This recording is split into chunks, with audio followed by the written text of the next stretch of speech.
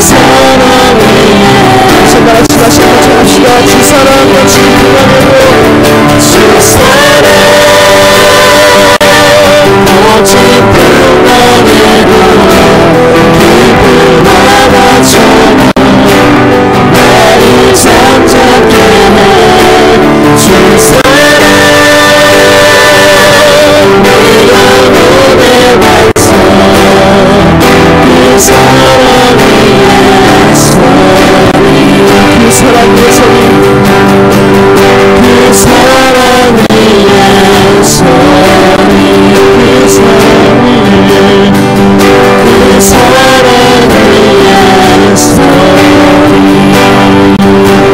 같이 기도하기 원합니다. 말씀을 전하신 목사님을 위해서, 말씀을 듣는 우리를 위해서 시간 기도하며 나갑시다.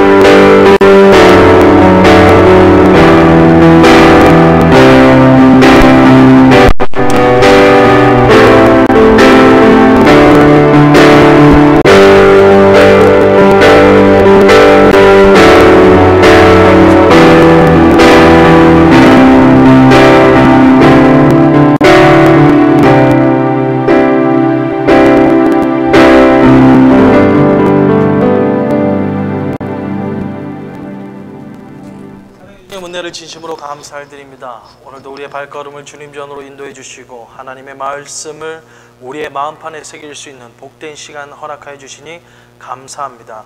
오늘도 선포되는 귀한 말씀이 오늘도 하나님께서 우리를 통하여서 부어주실 놀라운 축복의 통로가 될 수 있도록 역사하여 주시옵소서. 모든 시간을 주님 앞에 의탁드립니다. 주님께서 함께하여 주시고 하나님의 위대한 역사를 우리에게 보여주실 줄 믿사오며 예수님의 이름으로 기도드리옵나이다. 아멘. 자, 하나님의 말씀 보겠습니다. 고린도전서 4장 15절부터입니다. 고린도전서 4장 15절에서부터 오늘은 5장 5절까지 죄송합니다. 20절에서부터 고린도전서 4장 20절에서부터 5장 5절까지 제가 한 절 읽고 여러분이 한 절 읽고 한 절씩 기도할게요. 하나님의 날에는 말에 있지 아니하고 오직 능력에 있음이라. 너희가 무엇을 원하느냐? 내가 매를 가지고 너희에게 나아가랴. 사랑과 온유한 마음으로 나아가랴. 너희 중에 심지어 음행이 있다함을 들으니 그런 음행은 이방인 중에서도 없는 것이라. 누가 그의 아버지의 아내를 취하였다 하는도다.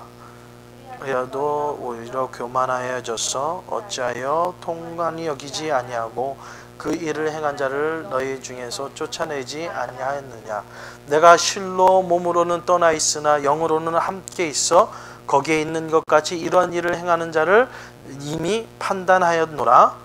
주 예수 그 이름으로 너희가 내 영과 함께 모여서 우리 주 예수의 능력으로 5절같이요 이런 자를 사단에게 내어주었으니 이는 육신을 멸하고 영은 주 예수의 날에 구원을 받게 하려 함이라.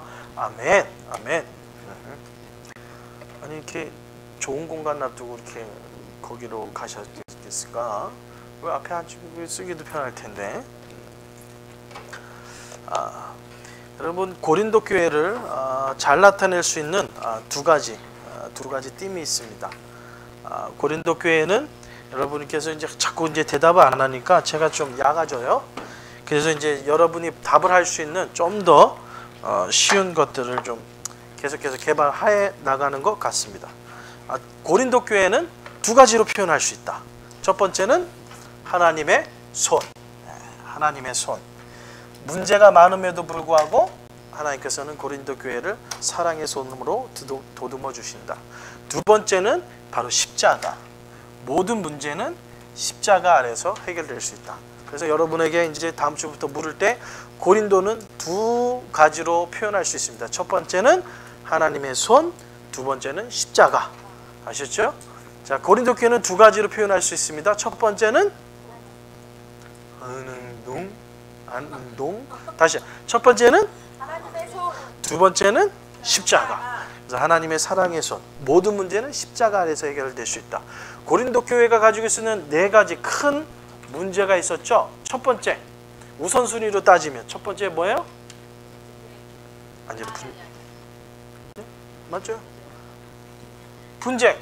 첫 번째 분쟁. 두 번째는 음행. 그래서 계진묘자를 쓰고요. 세 번째는 우상숭배. 이제는 안 써놓을 거야. 이제 다 아니까. 네 번째는요, 예배. 그래서 십자가 넘어갔다. 이렇게 잊지 말으셔야 돼. 자, 그래서 우리가 오늘 1장을 끝내고 이제는 일로 넘어가는 거예요. 자, 1장 제목이 뭐죠? 그렇죠. 분쟁 소식. 2장 두 일. 3장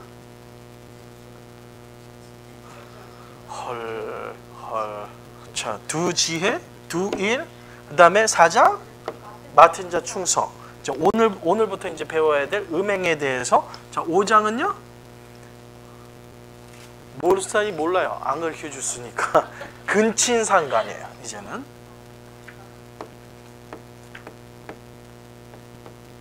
그러니까 여러분 요거 써놓으셔야 돼요. 요거는 이제 오늘 우리가 진도 나갈 거예요. 그 다음에 6장. 자, 6장은 음행 소송.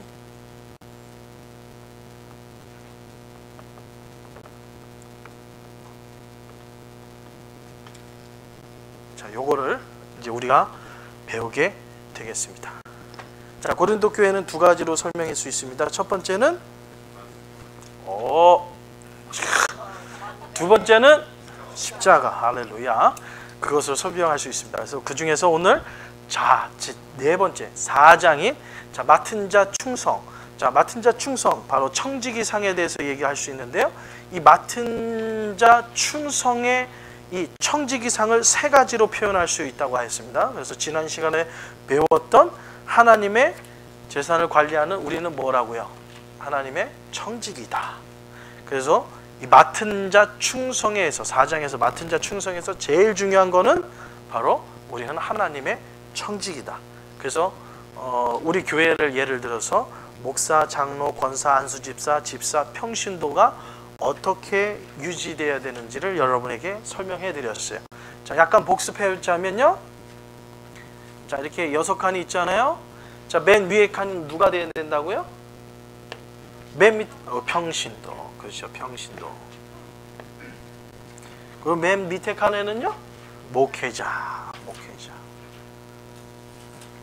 그래서 여기서부터 장로, 권사, 안수집사, 집사, 평신도 이렇게 가야지 그게 건강한 교회이다 라고 지난 시간에 우리가 살펴보았습니다. 그래서 하나님의 청지기는 우리가 첫 번째 장에서 4장 첫 번째 장에서 하나님의 재산을 관리하는 사람이다.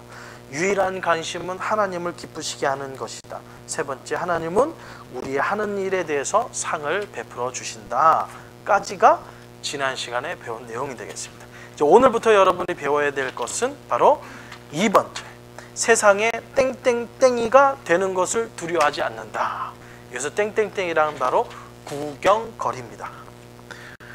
하나님의 청지기는요, 세상의 구경거리가 되는 것을 두려워하지 않습니다. 왜냐하면 세상은 그리스도와 그의 사역자들에게 반대가 되기 때문에 그래요. 그래서 오늘 고린도 교인들을 향하여서 우리 사도 바울은 얘기하기를 내가 세상의 구경거리요 얼간이가 되어야 한다라고 얘기하고 있습니다. 구경거리와 얼간이라는 얘기를 하기 전에 우리가 마음판에 새겨야 될 것은 뭐냐면 예수 믿는 사람들이요 참 존경받고 그래야 되는데 참 비웃음의 대상이 되는 경우가 상당히 많습니다. 고린도 교회가 가지고 있었던 것도 약간 그러한 모습이었어요. 근데 우리랑 조금 다 같은 점도 있고 다른 점도 있는데 그거는 5장에 대해서 좀 더 디테일하게 살펴보도록 하겠고요. 우리가 세상의 구경거리가 되는 것을 두려워하지 않는다. 이 말은 뭘까요? 그러면 우리가 모두 다가 광대가 되어야 된다는 말일까요? 세상의 구경거리. 사람이 세상의 구경거리가 되는 이유는 뭐가 있을까요? 뭐 때문에 세상의 구경거리가 될까요? 바보 같은지, 그죠? 바보.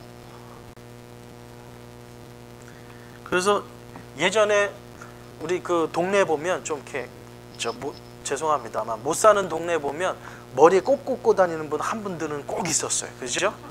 꽃 꽂고 그 다음에 막 그 한복도 그냥 1년 365일 한복 입고 꽃 꽂고 막 산으로 들러 다니시는 분들이 있었어요. 그러면 우리는 그 사람들 같게 해서 막 아유 저 사람은 제정신이 아니야 하면서 막 심지어는 어린 꼬마들은 그러지 말아야 되는데 오히려 우리가 사랑으로 보듬어 줘야 되는데 막 그런 애들이 오면 돌을 던져서 막 저리 가라고 하면서 막 비웃고 멀쩡히 가만히 있는데 옆에 가서 막 짓궂게 묻고 이런 바보. 세상의 구경거리가 되는 사람은 좀 덜 떨어진 바보로가 세상의 구경거리가 될 수 있어요. 또 어떤 사람이 세상의 구경거리가 될 수 있나요? 어떤 사람이? 여러분이 만났던 세상의 구경거리가 됐던 사람은 누구였을까요? 첫 번째는 바보. 그 다음에 두 번째는 구경거리인 사람을 못 만나보셨군요. 예? 예? 대통령. 대통령은 참 좋은 거예요. 나왔으니까. 대통령. 잘하면 구경거리가 안 되죠. 잘하면 칭찬거리가 돼요. 아, 근데 왜 대통령이 구경거리가 돼요? 못하니까. 대통령답지 못하기 때문에 구경거리가 되는 거예요. 독재를 한다거나 뭐 이렇게 자유민주주의와 위배된 막 그러한 일들을 하는 거. 지금 저기 우리 남한 북쪽에 있는 분들이 좀 북한에 있는 위정자들이 이런 걸 많이 당하죠. 조롱거리가 되고 있다. 마땅히 대통령은 존경받아야 되는데 대통령다운 행동을 못할 때 그거는 세상에 노름거리가 되는 거예요. 놀림거리가 되는 거예요. 또 그러면 다 나왔네. 뭐 이거 하나로 다 돼 있네.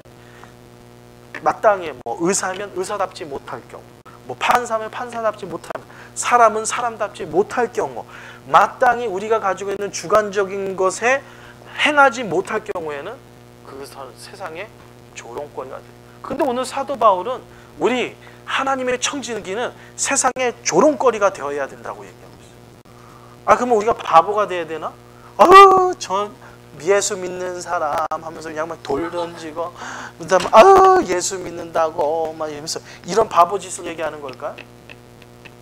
지금 오늘 사도 바울이 얘기하는 세상의 구경거리는 무엇을 의미하는 걸까? 우리는 세상의 구경거리가 되는 것을 두려워하지 않는 것이 바로 맡은 자, 충성하는 자, 청지기의 모습이라고 얘기하고 있습니다. 왜 그럴까요? 세상의 구경거리가 되는 것을 두려워하지 않는 것. 세상에 보면요, 우리 교인들이 하는 것, 특별히 믿음의 사람들이 하는 거 보면 바보 같거든요. 왜 바보 같을까요? 여러분이 예수 믿기 전에 예수님을 잘 믿는 사람이 정상적으로 보였어요? 우리가 좀 목장에서 모임에서 우리 다뤘지만 내가 예수 믿기 전에 예수 믿는 사람들이 무엇으로 보였어요? 바보로 보이잖아요. 어떤 모습이? 얘기를 해볼까? 한심한 사람으로 보였어요. 예수 믿는 사람은. 어떤 면에서 한심해 보였어요? 어떤 면에? 어떤 면이 한심해 보였을까요? 제가 예를 하나, 주일마다 교회 가는 거. 이야, 그쵸? 주일. 우리는 주일이라고 그랬는데 세상 사람은 뭐라고 그래요?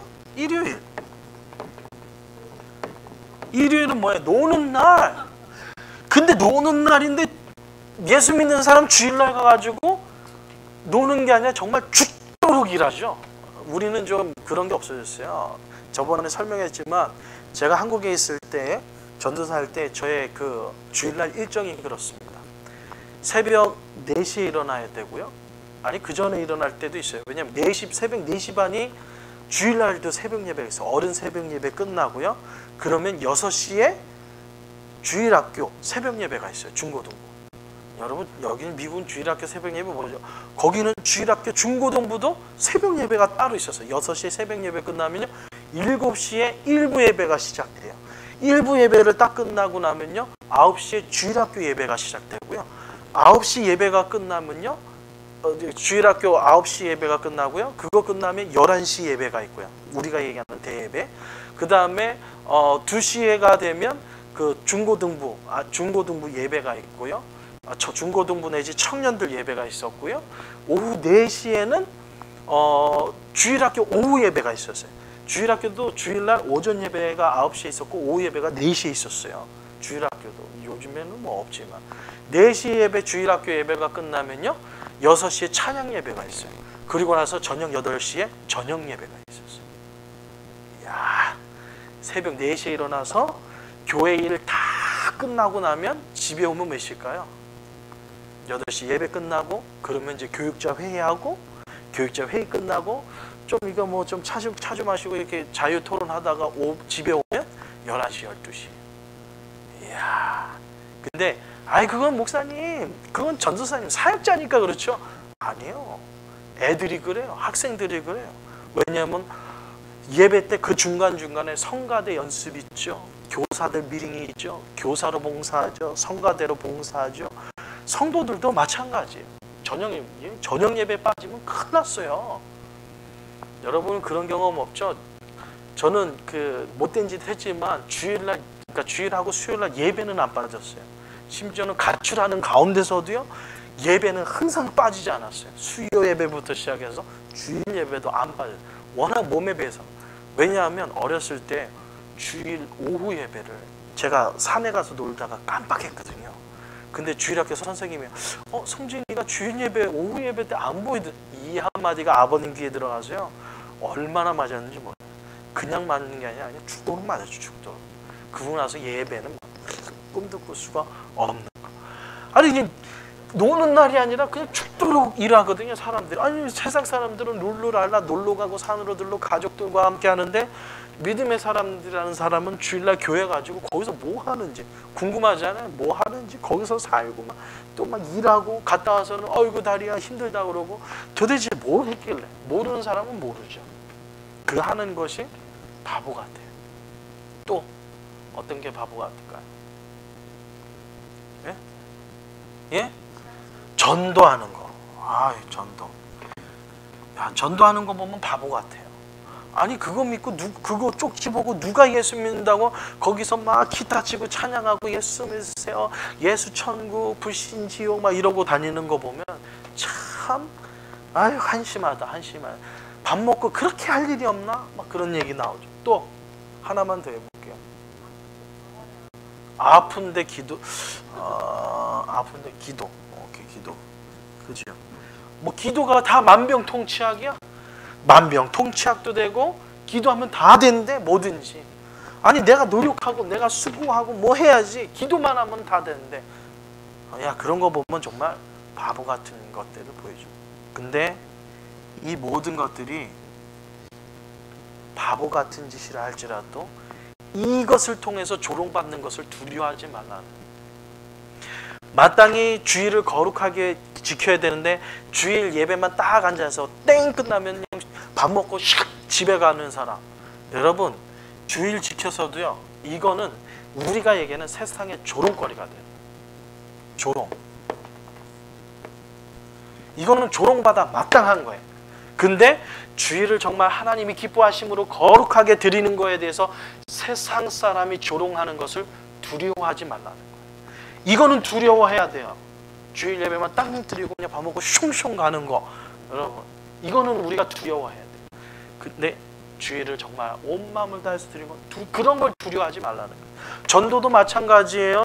전도 나와서 어떤 분은 창피하다고 그래가지고 하는 거 보면요, 정말 죄송하지만 과거에 제가 이렇게 노방전도 가봤거든요. 정말 한심한, 정말 제가 목회자는 게 정말 함심스러울 때가 있었어요. 뭐냐면 청년들은 말 잘 듣거든요. 청년들이 말이 오히려 잘 들어요. 청년들은 기타 치고 뭐 예수 믿으세요, 안녕하세요, 어느 교회에서 나왔습니다 이러는데요. 어른들은 뭐 하는 줄 아세요? 대부분 아시마켓이나 H마트에 가서 우리가 전도하잖아요. 어른들은 뭐라 할까요? 장을 봐요. 전도하러 나왔어. 그래서 손잡고 자 우리 전도합시다. 그래서 다 기도하고 나서 청년들은 막, 그래서 너무 인원이 많으니까 이게 전도지 주면서 여기도 갖다 놓고 우리 저 전사님 아니면 누구는 여기도 가서 뿌리고 뭐 어느 빵집도 가고 니네는 그러고 나머지 인원들은 여기서 찬양하면서 나오는 사람 하자 딱 했는데 막 하다 보니까 어른들이 없어. 말고 봤더니 좀 있다가 카트에다가 물건 다 싣고 거기서 나오는 거였죠. 뒷골 땡겨요. 장, 전도하는데 장 보는 거, 이거는 조롱받아 마땅한 거예요. 근데 최선을 다해서 전도하는 그것 때문에 저 사람들은 밥 먹고 할 짓 없네 하면서 지나가는 이 세상의 조롱거리를 두려워하지 말라는 거예요. 그거를 두려워하지 않는 사람이 하나님의 청지기. 근데 이거는 두려워해야 돼요. 기도 잘 나왔는데요, 정말 만병통치약 같아요. 우리가 하나님 주님의 말씀처럼 너는 내게 부르짖으라 내가 내게 응답하겠고 내게 크고 놀라운 비밀을 내게 보이리라. 하나님께서 보여주시겠대. 내가 정말 응답하는지 안 하는지, 역사하는지 안 하는지를 보여주시겠대. 근데 문제는 기도하고 자기는 안 해. 하나님이 해주시겠지 뭐. 아니 만약에 농사를 짓는 분인데 하나님 이번에는 농사를 잘 져서 풍성하게 해주시옵소서 기도해놓고 땅을 안 갈아, 씨도 안 뿌려. 이게 무슨 농사가 되겠어요? 웃기는 소리로 그런 거 있잖아요. 맨날 어떤 분이 하나님 복권에 당첨되게 하여 주시옵소서, 복권에 라러리에 당첨되게 하여 주시옵소서 막 얼마나 세게 기도하는지 하나님 답답해서 어느 날은 답답해서 이렇게 응답했대자. 야 제발 좀 복권 좀 사고 기도해. 복권을 안 사놓고 하나님 주여 복권에 당첨되게 하여 주시옵소서. 복권. 너 얼마나 답답하면 하나님께서 그랬대잖아요. 야, 저 복권 좀 사고 기도해라. 그래야지 당첨이 되든 안 되든 뭐 할 거 아니야. 복권도 안 사놓고 뭐 당첨해달게 되려고 그러면 어떻게 하냐. 이런 거는 조롱받아 마땅해요. 이건 조롱해야 돼. 조롱받는 거예요. 근데 정말 하나님 앞에 믿고 기도하고 하나님 농사를 잘 짓게 하여 주시옵소서 기도하고 월도 모자를 쓰고 땡볕에 나가서 밭을 갈고 돌을 정리하고 씨를 뿌리고 이러는데 쟤는 먹고 할 짓이 왜 이렇게 없니? 그런 조롱을 두려워하지 말라는 거예요. 오늘 사도 바울이 얘기하는 것은 믿음의 사람, 맡은 자 충성하는 사람에게는 세상의 구경거리가 되는 것을 두려워하지 말라는 거예요. 그러기 위해선 여러분이 갖춰야 돼요. 주의를 정말 거룩하게 지키고 전도의 열정, 기도 그거 외에도 뭐 여러 가지가 많죠. 본질을 안 한 상태에서는 정말 조롱받는 거예요. 이제 그게 이제 전도의 길을 막는 이유로 나중에 나오겠지만 여러분 조롱받는 것을 두려워하지 않기를 주님의 이름으로 축원드립니다. 예전에 어른들은요, 특별히 우리 여성분들이 교회에 많았어요. 그래서 그리고 또 과거에 한국 분들은 술 주정뱅이들이 많았고 남편 중에 교회 간다 그러면요 머리를 밀어버리고요 머리를 빡빡 깎아버리고 교회 못 가게. 여자를 머리를 밀어봐요. 교회를 갈 수 있나? 그렇게 돈 안 들고 했는데도 그런 걸 아랑곳 않고 매일 교회 나와서 남편을 위해서 가정을 위해서 기도하던 우리 어머님 세대들이 있어요. 그런 분들은요 세상 사람들이 보면 참 죄송합니다 그런 표현을 써서 어린 이런 저 옆에 내는 왜 맨날 교회 가서 막 이런 조롱을 하는 거 그것을 두려워하지 않았어요. 왜? 내가 하나님 앞에 진실하고 떳떳하니까. 맡은 자 충성은 바로 그렇습니다. 세상의 구경거리가 되는 걸 두려워하지 않는 사람은요 하나님 앞에서도 정말 떳떳한 사람이에요. 그러니까 우리 맡은 바 충성을 다하는 사람은 하나님 앞에서 떳떳한 사람이 되어야 한다는 거죠. 세 번째 영적인 뭐가 돼야 된다? 영적인 아버지가 되라. 죄인은 성령과 말씀을 통하여 하나님의 가족으로 태어난다. 세상에 수많은 예수님을 모르는 사람은요 하나님의 말씀과 성령, 예수, 왜 말씀이냐면 이 말씀은 곧 예수 그리스도이기 때문에 성령과 예수 그리스도를 통하여서 바로 하나님의 가족으로 다시 태어나기 때문에 우리는요 하나님의 청지기는 바로 영적인 아버지가 되어야 된다. 성경 창세기에 보면요 참 재미난 게 있어요. 표현이 자 세상으로 보면 자녀는 누가 나요? 어머.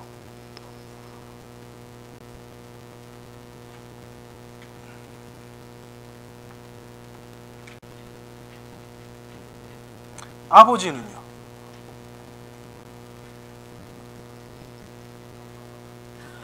돈 벌.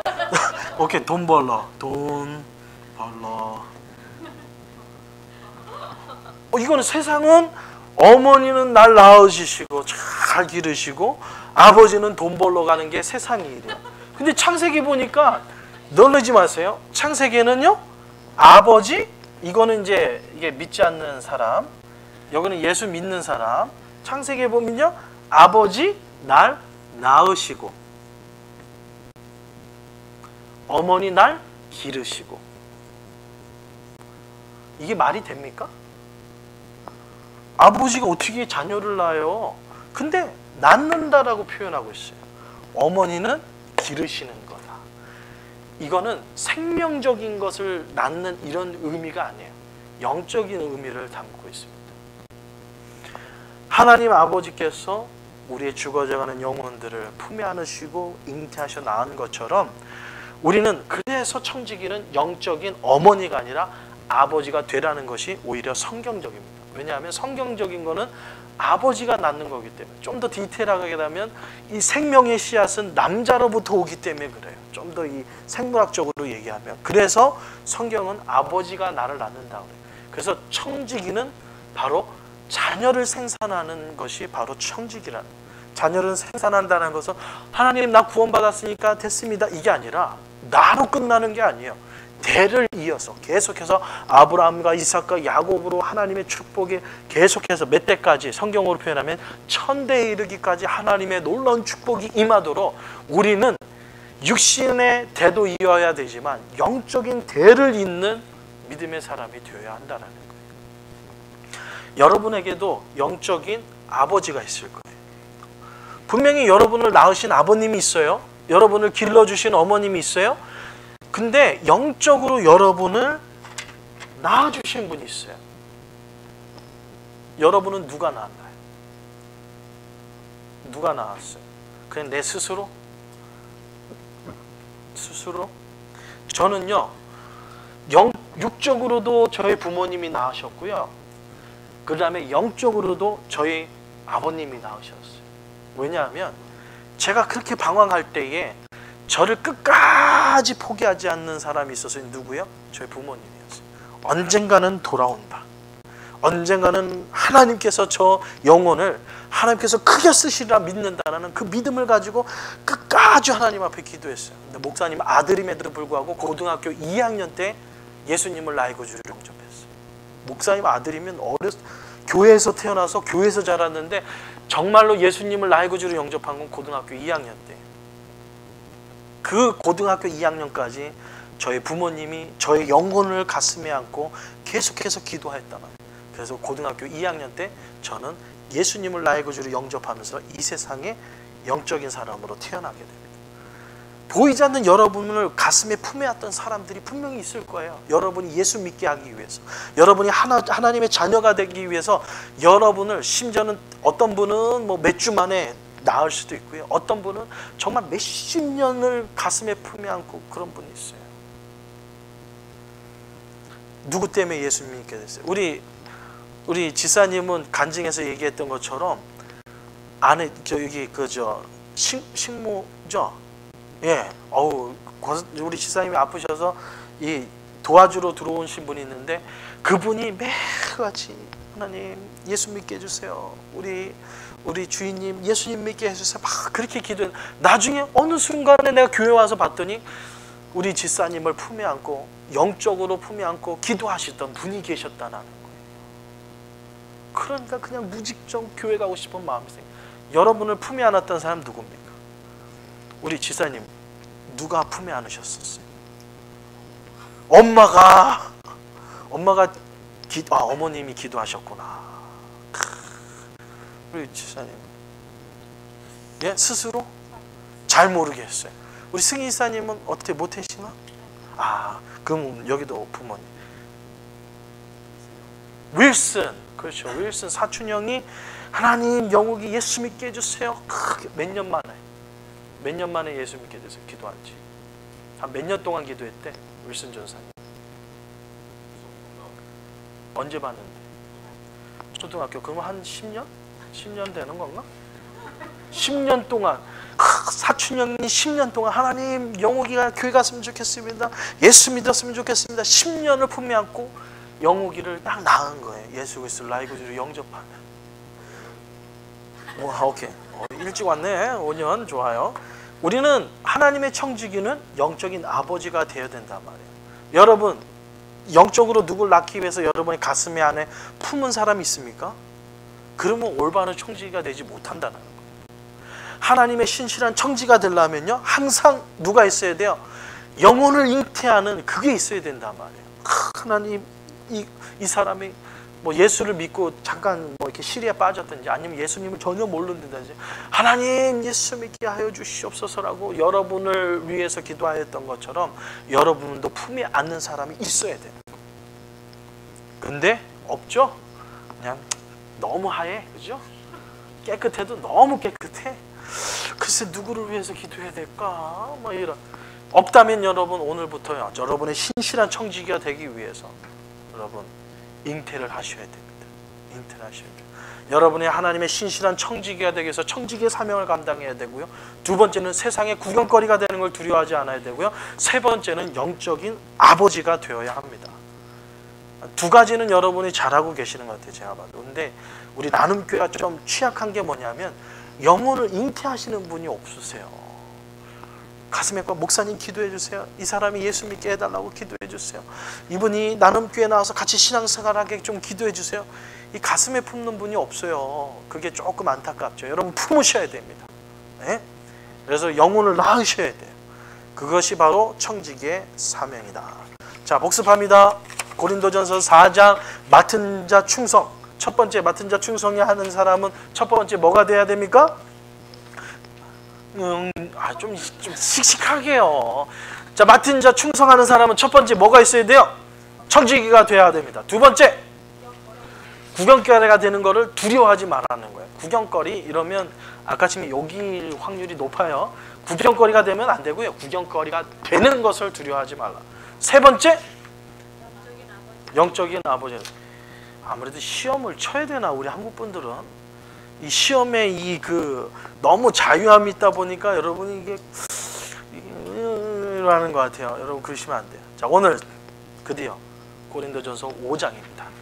자, 5장부터 나오는 것이 뭐냐면 5장 6장에서 나오는 것이 뭐예요? 음행에 대해서. 음행에 대해서 배우는데요. 5장은 소제목이 뭐라고 그랬다고요? 근친상간.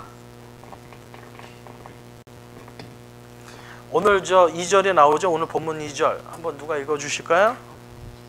2절인가 1절인가?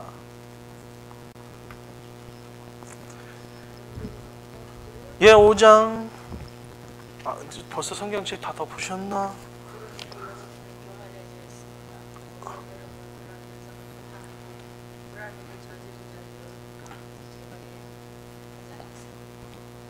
아멘. 자, 우리 그 다음에 우리 안성도님 1절 한번 더 다시 한번 읽어주세요. 너희들이 심지어 은행이 있다 하면 그런 은행은 이방인들에게도 없는 거니라. 누가 그 아버지 아내를 취하였다 하는구나. 예, 이방인에도 없는 일이 지금 고린도 교회 안에서 이루어져요. 뭐예요? 아버지의 아내를 자녀가 취하는 이 근친상간. 이걸 다루게 되고요. 6장은 뭐라고요? 소제목이 음행하고 소송. 이제 우리가 요거를 배우게 되는 거예요. 자, 5절에서 5장 바울은 이제 그에게 보고된 일들 중에 두 번째 문제를 다룬다. 여기서 두 번째는 뭐예요? 음행. 첫 번째는 우리가 분쟁 소식에 대해서 분쟁에 대해서 다뤘다면 이제는 음행에 대해서 이제 다루게 됩니다. 두 번째 문제는 그리고 또 소제목을 하나 더 달자면요, 교회의 음행뿐만 아니라 교회의 권징, 문제가 발생했어요. 그러면 그 문제를 어떻게 다뤄야 하는 부분까지도 이 5장과 6장에서 우리가 살펴보게 됩니다. 즉 음행에 관한 것으로 교회 내에 부도덕한 자들을 교회가 처벌하지 않은 문제가 오늘 고린도 교회 안에서 벌어지고 있다는 거예요. 아니, 이방인들도 안 하는 것을 교회 안에서 이런 일을 벌인 사람이 있다는 거예요. 근데 문제는, 더 큰 문제는 뭐예요? 그런 사람이 있음에도 불구하고 그것을 처벌하지 않는 문제들이, 처벌하지 않기 때문에 교회 안에서 이 문제가 끊임없이 가라앉는 거지 해결되지 않는 거라는 거예요. 이와 같은 무서운 죄가 땡땡땡적으로, 일반적으로, 너무나도 가슴 아파요. 거기 밑줄 있죠? 땡땡땡 일반적으로. 이와 같은 무서운 죄가 일반적으로 알려져 고린도 교회에 전도의 문이 열심히 열려 있죠? 전도의 문이 열렸어요? 막혔어요? 막혀버렸단 말이에요. 이런 일이 특수적으로 일어난 게 아니라 일반적으로 교회 안에 일어나고 있단 말이에요. 누구의 엄청난 게 아니라 누구한테만, 누구 한 사람, 몇몇 사람에게만 특수하게 나타나는 것이 아니라 일반적으로 모든 사람에게 나타나는 거예요. 그래서 그것 통해서 전도의 문이 막히게 되는 거예요. 이게 얼마나 슬픈 일입니까? 바울은 음행을 통해 범죄한 교인들을 교회가 징계해야 될 세 가지 이유를 말해주고 있습니다. 첫 번째, 범죄한 사람의 유익을 위해서 교회는 반드시 이러한 자들을 교회에서는 징계해야 한다는 것입니다. 권징이 요구되는 상황은요, 교회에서 징계는 경찰관이 죄인을 체포하는 것처럼 설명하기보다, 여러분 교회 안에서의 이 권징, 이게 책망하고 이렇게 권징하는 것은요, 경찰이 죄인을 체포하듯이 다루는 것이 아니라 아버지가 아들을 징계하듯이 하는 거라는 거예요. 달라요. 교회 안에 죄를 범한 사람이 있어. 이 사람은 죄인이야. 음행을 어떻게 했냐. 체포해. 교회에서 내보내. 이건 아니라는 거예요. 교회 안에서 범죄한 사실이 드러나면 뭐가요? 아버지가 아들을 훈계하듯이, 징계하듯이 하는 거예요. 최우선의 동기는 그 죄인을 돕기 위함인 거예요. 죄인을 막 책망하기 위해서 교회는 징계하는 게 아니에요. 세상은 죄를 범한 사람을 죄를 묻기 위해서, 그냥 벌을 주기 위해서 심판을 한다면, 교회는 그러면 안 돼요. 교회는 죄를 지은 사람은 반드시 징계해야 돼요. 징계하되 그 죄인을 돕기 위한 거예요. 무엇을 돕기 위한? 그가 회개할 수 있기를 바라서 그리스도인의 사랑을 보여줘야 된다. 그래서 세상의 징계는 용서가 없어요. 죄에 대해서 대가가 있다면, 교회에서의 징계는 반드시 뭐가 있어야 된다? 사랑이 있어야 된다. 이거 없는 징계는요, 올바른 징계가 될 수 없습니다. 왜요? 교회의 징계는 그 사람을 돕고 그 사람이 회개하고 하나님이 기뻐하시는 온전한 사람으로 세우는 데에 그 징계의 목적이 있기 때문에, 사랑을 수반하지 않는 모든 징계는요, 하나님 앞에 오히려 책망받을 수 있습니다. 그래서 여러분, 징계할 때는 정말 법대로, 또한 이 법이라는 것이, 교회의 이 법도 있지만 항상 이것이 포함되지 않는 징계는 항상 문제가 생기게 돼 있어요. 이거 없는 징계는요, 오히려 교회를 무너뜨립니다. 이거 없는 징계는요, 오히려 원수되게 만듭니다. 그렇지만 이게 있는 징계는요, 오히려 온전히 세우고 오히려 교회를 든든하게 하게 되는 것입니다. 그래서 오늘 본문에 읽어두면 이 고린도 교회가 교만하여져서라는 단어를 보고 있습니다. 교만하여졌다라는 것을, 이거 원어로 사보면요, 진보적인 태도로서 자랑하는 거야. 그래도 세월이 이렇게 흘렀는데, 시대가 이렇게 흘렀는데, 이런 거는 용서해줘야죠. 진보 알죠? 이 진보와 보수 막 이게 뭐 대한민국도 막 난리인데, 진보 이게 어떻게 보면 개혁 막 이렇게 좀 더 바뀌는 거, 보수는 바뀌지 않고 흔들리지 않는데, 이 교만해진다는 것은 진보적인 자세를 얘기합니다. 아니 뭐 어때? 세상이 다 그런데. 왜요? 고린도 교회는 그 근처가 다 우상밭이에요. 특별히 비너스 신전을 아주 숭배하는, 아주 그냥 비너스의 최고 신전이 이 고린도의 제일 높은 곳에 있었기 때문에, 거기서 일어나는 뭐 혼합적인 뭐 섹스부터 시작해서 엄청난 이런 음행적인 범죄가 고린도 그 주위에 편만하게 퍼져 있단 말이에요. 보편적으로. 그러다 보니까 교회에서도 아니 뭐 다 그러는데, 세상 사람들이 다 하는데, 아니 옆에 이웃 사람도 하고 저기도 하고, 심지어는 교회 안에서도 뭐 나만 이러나? 얘도 그렇고 저도 그렇고, 뭐 이런 것들이 너무나도 많아져요. 근데 그 모습을 보고 사도 바울은 얘기합니다. 바울은 그들이 통한이 여기라. 여기서 통한이 여기라는 것은 죽은 자를 향하여 통곡하듯이, 교회가 교회답지 못한데 통곡하는 사람이 없어. 교회가 교회의 본질을 잃어버렸는데 그것을 비방하는 사람이 있고 지적하는 사람은 있는데 뭐가 없어요? 통곡하는 사람이 없다라는 거예요. 안타까운 것은. 심지어는 지적해주면 그래도 다행이죠. 뭡니까? 오늘 고린도 교회는요, 그게 뭐 어때서? 이거거든요. 아니 목사님 왜 그게 왜 안 돼요? 이거거든요. 아니 우리가 뭐 동성끼리 뭐 요즘에는 동성끼리도 결혼한다는데 왜 안 돼요? 저한테 그렇게 따지면 제가 뭐라 그럴까요? 여러분이 왔어요. 여러분 미안해요. 영욱이가 어느 날 남자를 하나 데리고 와서 목사님 결혼할 테니까 주례 해주세요. 나한테 이러는 거야. 그러면 제가 영우가 미안해. 아니 예를 들면 영우가 하면서 제가 이렇게 뭐 차근차근 뭐 설명하면서 성경은 있잖아. 전 그거 못해요. 막 열불이 나가지고 하면서 막 이게 막 흥분할지 모르겠어요. 근데 영욱이는 얘기해요. 목사님, 뭐 우리 주위에서도 인정했는데요. 우리 주위에서도 다 뭐 조지아주도 다 뭐 동성끼리 결혼하는데 누가 뭐라고 그래요? 목사님 다운타운에 게이바 안 가보셨군요. 내가 언제 가볼 일이 있어? 거기를 왜 가 내가? 안 가보셨군요. 하면서 막 얘기하는데 그러면 막 속 터지는 거죠. 지금 교만하여져서라는 게 이 고린도 교회 교만해져서 그걸 얘기하는 거거든요. 아니 뭐 세상 사람 다 아는데요. 뭐 아니 목사님, 우리만 주일날 일하나요? 아유 저기 연합교회 죄송합니다. 이 특정 교회를 요즘에 인터넷 때문에 이게 말을 조심해야 돼. 무슨 뭐 K 교회는요. 거기는 시모 장로님도 뭐 다 하던데요. 아니 거긴 거기고 나눔 교회는 안 돼요. 그러면 안 된단 말이에요. 왜냐하면 그것을 징계가 마땅하죠. 아니 뭐 세상 사람 다 아는데 이걸로 보편화되어 버렸다는 거예요. 근데 우리가 여기서 조심해야 될 게 하나가 있습니다. 누군가가 마태복음 7장을 가르쳤어. 하지만 그리스도는 우리에게 비판하지 말라고 말씀하시지 않았어요. 아니 목사님, 예수님께서 산상수훈, 마태복음 7장이 산상수훈에 들어가거든요.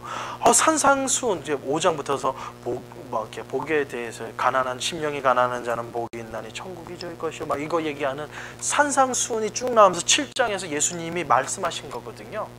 뭐냐면 누구도 비판하지 말라. 비판하지 말는데 목사님은 왜 이렇게 사람을 저지하고 말이에요? 왜 목사님이 인간인데 왜 목사님이 막 판단하고 그러세요? 집사님이 뭔데 왜 저를 뭐 이래나 저래 이렇게 판단하시는 거예요?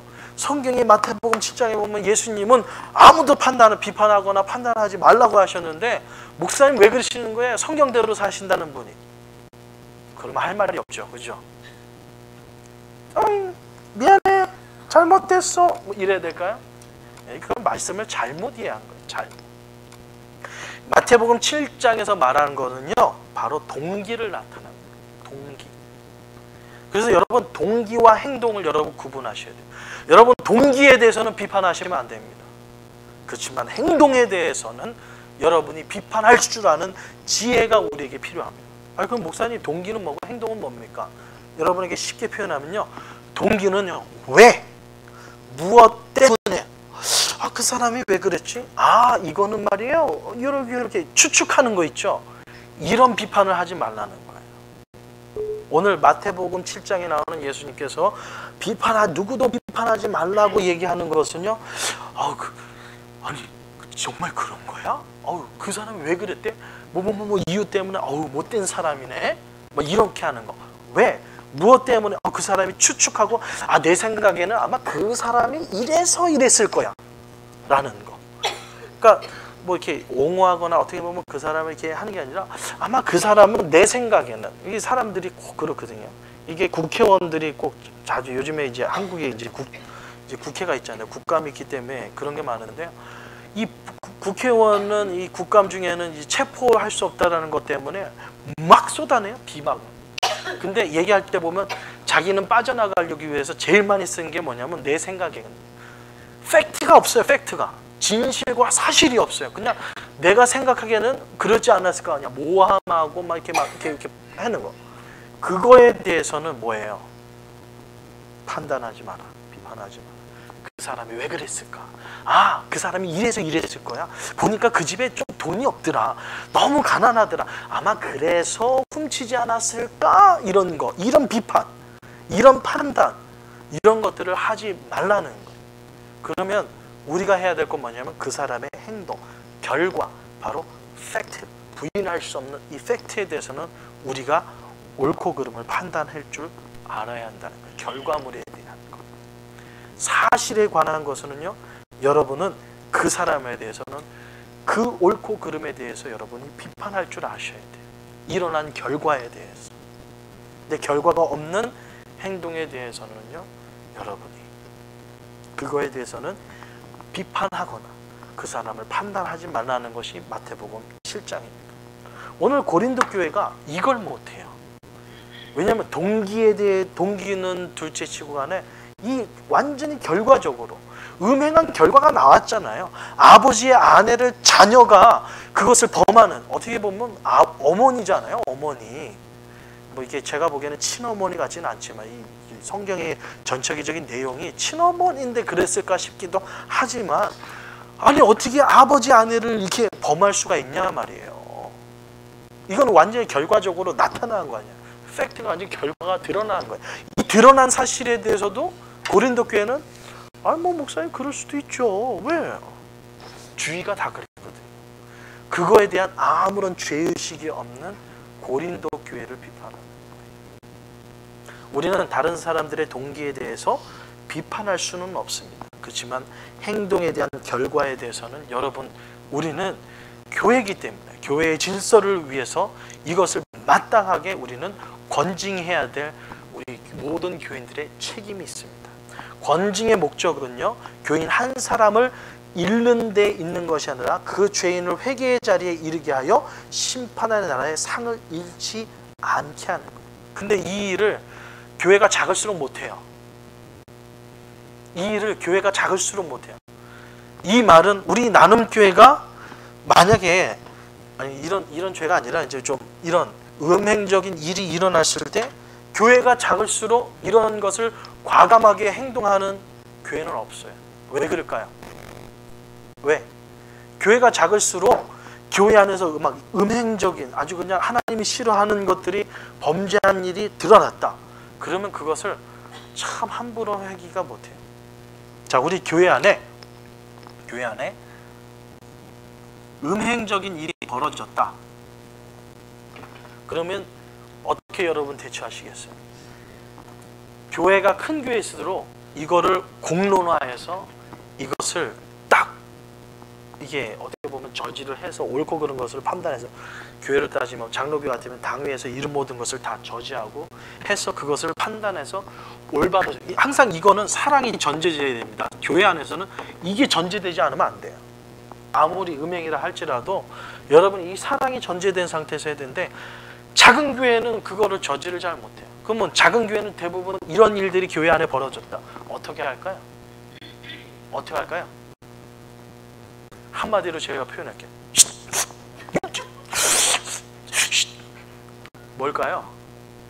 없는 것처럼, 그런 일이 언제 있었는가처럼, 진짜 권사 이런 거. 작은 교회일수록 그래요. 왜요? 왜? 큰 교회는 다 드러내거든요. 아니 이러면 됩니까? 해가지고 막 권징해가지고요. 심지어는 막 6개월간 수찬 정지하고, 교회 안에서 여러분에게 받을 수 있는, 이제 나중에 이제 교회법을 여러분과 배울 수 있는 기회가 된다면, 교회 안에서 여러분이 받을 수 있는 것 중에서 어떻게 보면 이 출교 밑으로, 그러니까 출교라는 것은 교회에서 아예 교족부를 해가지고 이 사람은 우리 교회뿐만 아니라 우리 교단, 이 사람은 그리스도인이 아니라, 예수 믿는 사람이 아니라고 이렇게 내쫓아보는 게 제명 출교거든요. 이거는 거의 뭐 제명 출교하는 일은 많이 없어요. 교회 안에, 법에 정말 큰 죄가 아니면 제명 출교라는 걸 잘 교회가 이렇게 징계를 잘 안 해요. 제일 많이 하는 게 수찬 정지예요. 여러분, 수찬 정지가 뭐냐면, 수찬 정지라는 건데요. 정진이 아니라 정지. 수찬 정지는 뭐냐면 성찬 예식에 참여할 수가 없어요. 세례를 받았는데도 성찬 예식에 참여할 수 없어요. 특별히 교회 직분자라면, 만약에 뭐 서리집사든 안수집사님이든 시부 권사든 시무 장로님이든 이 수찬 정지라는 것을 차는 모든 교회 안에 있어서는 그 성찬 예식에 참여할 수 없다고요. 요구는 모든 직무를 감당할 수 없습니다. 그러니까 만약에 서리집사면 수찬 정지를 경중에 따라서 1개월, 3개월, 6개월, 1년 하거든요. 1년 받으면 이거 엄청난 거예요. 엄청난 거예요. 수찬정지 1개월은 1개월 동안은 교회에 와가지고요, 출석만 하는 거예요. 아무 일도 할 수가 없어요.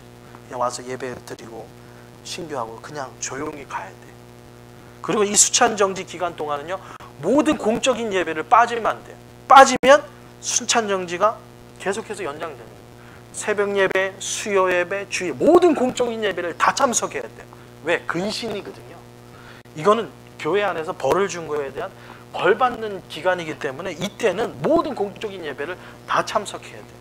근데 이 수찬정지가 왜 이게 무서우냐면 이 벌을 1개월이든 3개월이든 6개월이든 1년이든 수찬정지라는 징계를 받으면 몇 년 동안 권사님이나 안수지사님이 될 수 없냐면요. 무흠 안수지사님이나 권사님은 5년, 장로님은 무흠 7년이에요. 여기서 무흠이라는 것은 이 벌을 받은 적이 없는 5년 경과된 자. 그래서 안수 집사님은 무흠 5년 된 자라는 것은 이런 수찬정제나 교회의 징계를 받은 적이 없으셔야 돼요. 장로는 교회에 7년. 내가 신앙생활을 하면서 7년 동안 내가 수찬정제나 이런 교회 안에서의 징계를 받은 적이 없는 분들이 바로 이걸 할 수 있는 거예요. 근데 이게 법인데요. 미안하지만 너무 잘 지키죠? 너무 잘 지키죠? 정말 재밌는 거는 같은 이게 다른 교파가 다른 게 아니라 같은 교단 안에서도 분명히 이 교회에서는 수찬정지가 아니라 아예 제명 출교까지 시켰는데 옆 교회로 숑 이분이 이제 여기 벌 받으니까 옆 교회로 숑 가가지고 여기서 1년 동안 아주 뭐 예배도 잘하고 11조 생활도 다 하니까 어느 날 이 사람이 뭐가 돼요? 시무장로가 되는 거예요. 수찬정지를 받은 사람은 장로는 몇 년이요? 7년 동안 장로의 직을 할 수가 없어요. 법적으로. 근데 여기서 못하니까 에이 나를 벌을 줘 했는데 뿅 하면서 이웃교회 가가지고 거기서 1년 만에 땅 이게 되는 거예요. 아니 다른 교단이면 뭐 좀 교단마다 법이 좀 그러니까 그렇지만 아니 같은 교단에서도 이런 일이 벌어져요. 왜 그럴까요? 그 얘기를 하려고 그래요. 왜 그럴까요? 왜 그럴까요? 아니 법은 이렇게 돼 있는데 왜 법을 안 지키고 왜 그럴까요? 작은 교회나 누가 필요해요? 한 사람이 정말 중요하거든요. 이 사람 나가면 어떡해? 이 일 때문에 이게 소문이 나서 교회가 막 깨지면 어떡하지? 그것 때문에 못해. 1년 만에 세우는 거야. 왜? 사람이 필요하니까. 안타까운 현실이죠. 고린도 교회가 그렇단 말이에요. 고린도 교회가. 이러니 질서가 잡히겠어요? 잡히지가 않죠. 이러니 하나님의 영광이 나타나겠어요? 영광이 나타나지 않죠. 우리 나눔교회는 어때요? 이런 분이 있으면요. 우리 나눔교회는 만약에 이거는 딱 됐고 표는 만약에 이런 일이 벌어졌다. 나눔교회는 어떻게 해야 돼요? 절차가 오늘 좀 시간이 없지만 절차를 표현할게요. 이런 일이 벌어지면요. 바로 저지가 아니라 상황 파악을 해야 되잖아요. 그죠? 그래서 우리는 지금 아직은 현재는 이제 장로교 시스템을 하니까 당회에서 맨 처음에는 목사님이 찾아갑니다. 목사님이 찾아가서 이런 일이 사실입니까? 물어요. 모든 정황을 봐서. 근데 거부한다. 뭐 그런 일 없고 그러면 증인 2사람 그래가지고 증인 1-2사람 해가지고 뭐 장로님이나 뭐 권사님이나 이런 분들이 이제는 목사님이 같이 가요. 같이 가서 권면을 해요. 자, 이런 일을 한 것일 수 있습니까? 부인을 해. 그러면 1단계, 2단계, 3단계는 뭐냐면 이번에는 이분들이 누구와 함께? 증인과 함께 이분을 찾아갑니다. 자, 인정하세요. 왜냐하면 세상의 법정에 세울 수 없으니까 인정하세요. 이것도 안 하면요. 그 다음부터는 바로 징계가 들어가는 거예요. 이분이 회개를 하게 되면 그 회개한 정도의 수준에 따라서 이 벌 주는 수위를 정하게 돼요. 수찬 정지보다는 이거는 이제 이 심으로 할 수 없는 죄지만 뭐 근신이라든가 뭐 이런 것들은 이게 무흠에 포함되지 않거든요. 이런 근신 기간을 몇 개월을 준다든지. 근데 이거는 근신 갖고는 안 되죠. 이런 사건은. 그래서 증인도 안 되면 증인까지 했는데도 안 되면요. 여기에서는 교회 공동회의를 열어서 이 사람을 출교시킬 수 있어요. 출교는 그냥 우리 교회에서 이름을 빼는 거예요. 제명 출교라는 것은 뭐냐면 이 사람의 모든 그리스도 안, 예수님을 나의 구주로 영접해서 있었던 이 사람은 이제는 더 이상의 크리스찬이 아닙니다라는 거예요. 그러니까 출교시킬 수 있고 제명 출교시킬 수 있어요. 제명 출교라는 것까지 가게 되는 거예요. 이게 이제 교회의 절차입니다. 이런 게 있음에도 불구하고 고린도 교회는 뭐 했어요? 어디서 얘기하지 마세요. 그러다가 교회 나가면 어떡해. 그러다가 우리 교회 막 그런 교회라고 소문나면 어떡해. 소문이 두려워서 그것을 감췄죠. 오늘 고린도 교회가 그 일을 범했다.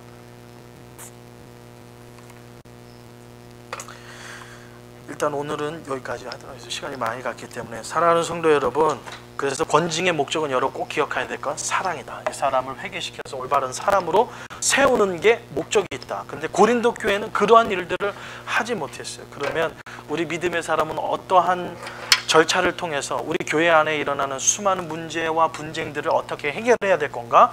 다음 시간에 우리가 배워보도록 할게요. 그래서 여러분 이거는 너무나도 중요합니다.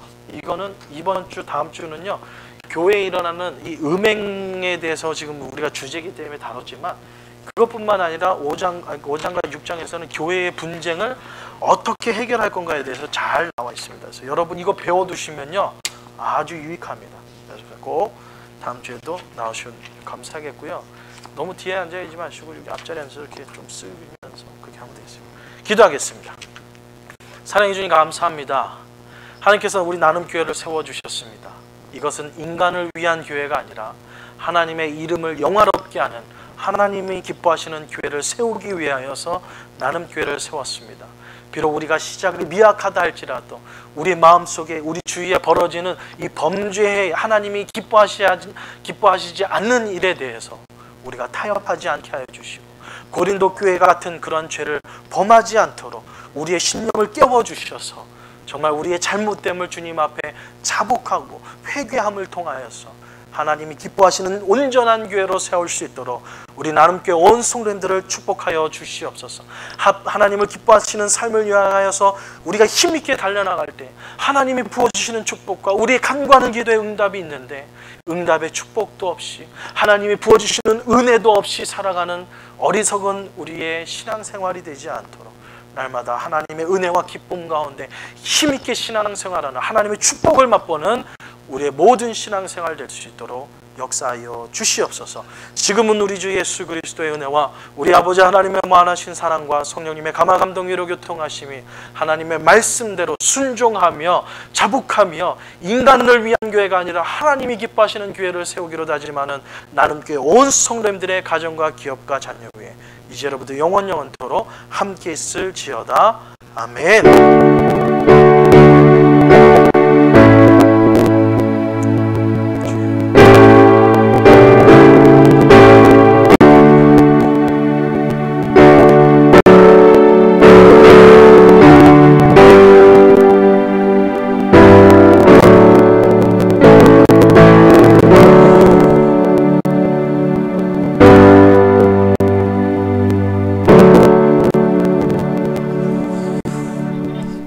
수고하셨습니다.